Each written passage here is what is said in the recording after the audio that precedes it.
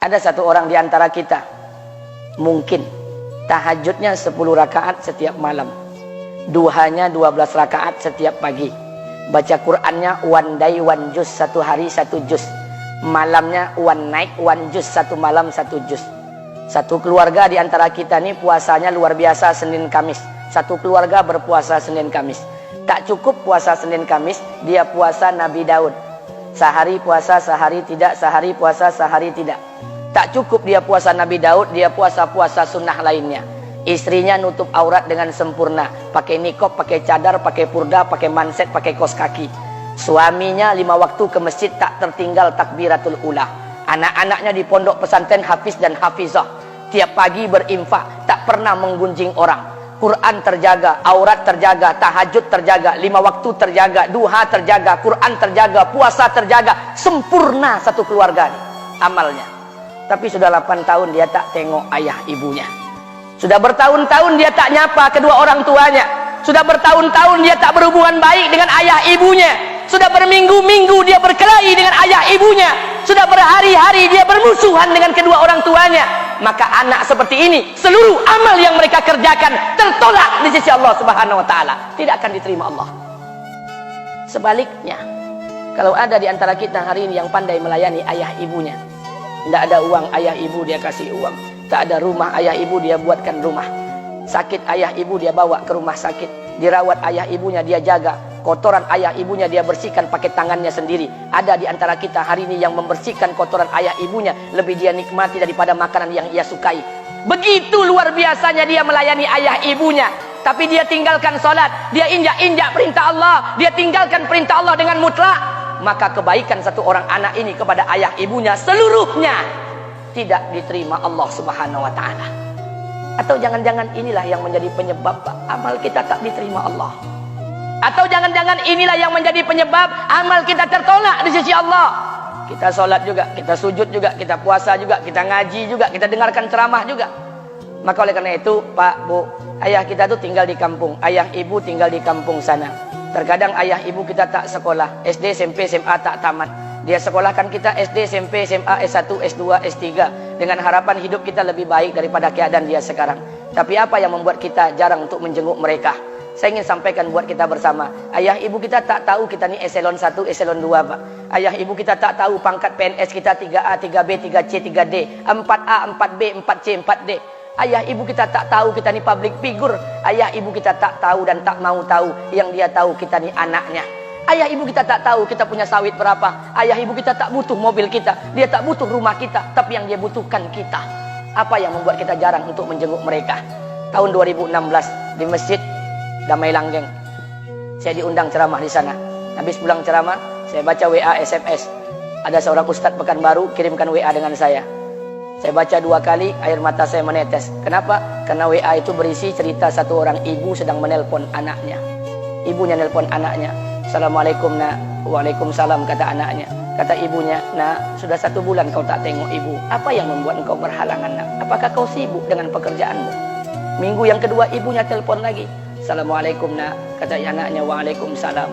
Kata ibunya, nak, ibu dapat kabar apa engkau baru beli mobil baru. Apa betul nak? Kata anaknya, betul bu. Kata ibunya, alhamdulillah nak, ibu bangga kau pandai menyenangkan hati anak istrimu. Minggu yang ketiga ibunya telepon lagi. Assalamualaikum nak. Kata anaknya, waalaikumsalam. Kata ibunya, nak, ibu dapat kabar bahwa engkau baru beli rumah baru. Apa betul nak? Kata anaknya, betul bu. Kata ibunya, alhamdulillah nak, ibu senang kau bertanggung jawab dengan anak istrimu. Minggu yang keempat ibunya telepon lagi. Assalamualaikum nak. Waalaikumsalam. Kata ibunya, nak, tadi ibu pergi ke pasar, ibu jumpa temanmu di pasar. Kata temanmu di pasar, temanmu banyak bercerita tentang kamu. Kata temanmu tadi, kamu baru beli anak anjing seharga 40 juta dari negeri Belanda. Apa betul nak? Kata anaknya, betul. Kata ibunya, nak, dengarkan pesan ibu untuk terakhir kalinya.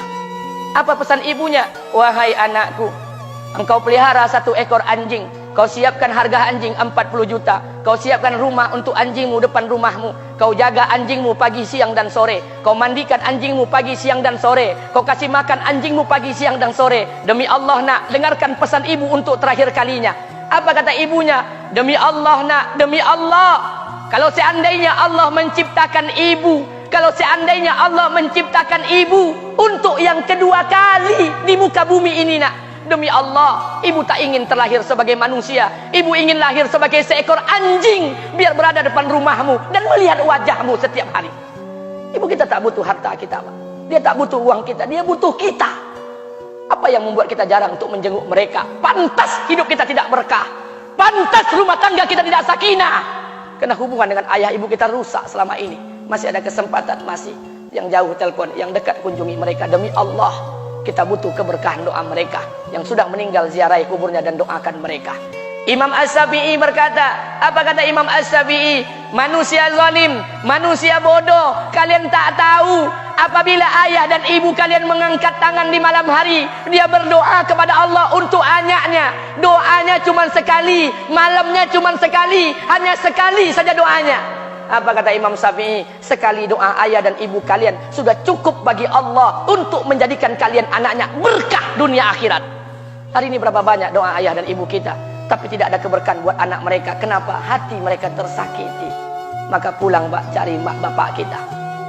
Kita punya rumah hari ini, Bu, kita punya rumah, punya harta, punya uang, punya pekerjaan, punya kekayaan, punya sawit. Kita jadi orang hari ini jadi pegawai bukan kena sarjana kita, Pak. Kita jadi orang hari ini bukan kena otak kita. Kita jadi orang hari ini bukan kena kepintaran kita.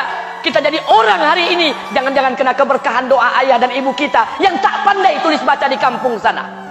Cari mak bapak kita, Pak. Demi Allah, kita butuh keberkahan doa mereka. Apa guna di kehidupan dunia sementara Allah tidak ridho dengan kehidupan kita? Pantas amal kita tertolak di sisi Allah. Maka pulang ke rumah, cari mak dan bapak kita yang masih hidup, duduk bersama mereka.